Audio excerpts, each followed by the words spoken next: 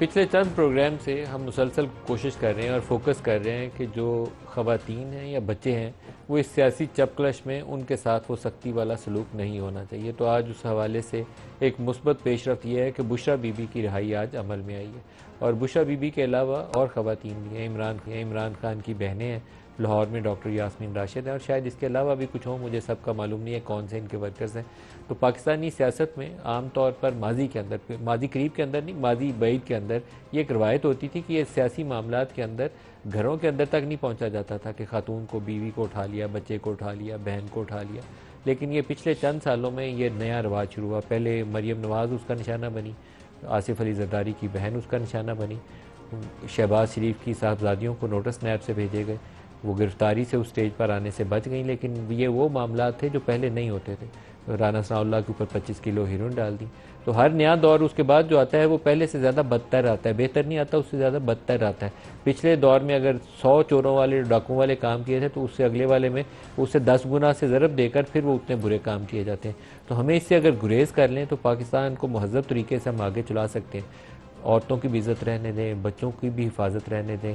क्यों ये टॉर्चर जो है हम फैमिलीज़ के ऊपर इन्फ्लिक्ट करते हैं जिससे बचा जा सकता है। सियासी मुखासमत के अंदर अपने मुखालिफ को जेलों में डालना वो हमारे सब कॉन्टिनेंट में काफ़ी आम है, वो कोई ऐसी नई चीज़ नहीं है। एक की हुकूमत आती है तो वो दूसरे को उठा के जेल में डाल देता है कि मेरे लिए चैलेंज ना रहे। लेकिन घर की औरत और बच्चे, इसके ऊपर हिफाजत भी और इज़्ज़त भी बरकरार रहनी चाहिए। लेकिन साथ तासुर ये जा रहा है और वो आज के प्रोग्राम में हम डिस्कस भी करेंगे।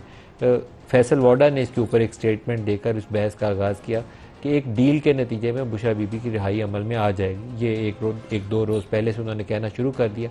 आज बुशरा बीबी की रिहाई हो भी गई। तो क्या कोई डील है, ऐसा अरेंजमेंट है जो पाकिस्तान तहरीक इंसाफ को दिया गया?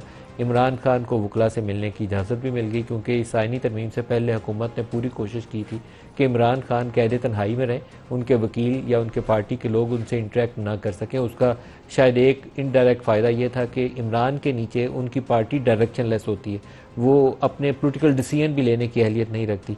ये अच्छा पहलू कह लें या मनफी पहलू कह लें, लेकिन उसी एक शख्स के नीचे वो फैसला साजी कर सकते हैं। अगर वो शख्स मंजर से हटता है तो पार्टी उसके नीचे ये तय नहीं कर पाती कि हम पोलिटिकल कमेटी में बैठकर कौन सा फैसला करें, क्या उस जो आइनी कमेटी है उसका हिस्सा हो या नहीं, मौलाना फजलुर रहमान से जो चीज़ें तय की हैं उसको इंडोर्स करें या नहीं, या उनकी खुली मुखालफत करनी है या नहीं करनी है। वो यहाँ तक करने से फैसला गुरेज करते हैं। तो यहाँ पर इमरान खान से जो मुलाकात की पाबंदी थी, किसी हद तक मैं कहूँगा कि हुकूमत को उसका फ़ायदा हुआ और पाकिस्तान तहरीक इंसाफ बिल्कुल बेयारो मददगार राइट और लेफ्ट देखती रही है कि क्या करना है, इन तरामीम की हमायत करनी है या मुखालफत करनी है, पूरे प्रोसेस का हिस्सा भी बने।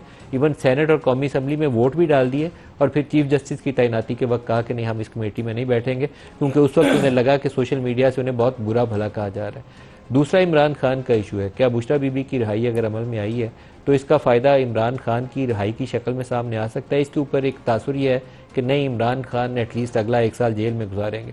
मैं इसे 1 साल की वजाहत नहीं करूँगा, लेकिन जो समझ सकते हैं वो वेरी वेल अंडरस्टैंड कर सकते हैं कि ये जो मुखासमत थी इस्टेब्लिशमेंट के साथ टकराव वाली, ये किसी नतीजा खेज तभी हो सकती है कि बिहाइंड द सीन कुछ अंडरस्टैंडिंग हो, टेम्परेचर्स नीचे जाएं और दोनों एक दूसरे को ललकारना और एक दूसरे को निशाना बनाना बंद कर दें। लेकिन क्या वो चीज़ जल्दी में पॉसिबल हो सकती है? शायद इसके ऊपर बहुत मेहनत करनी पड़े और बहुत काम करना पड़े।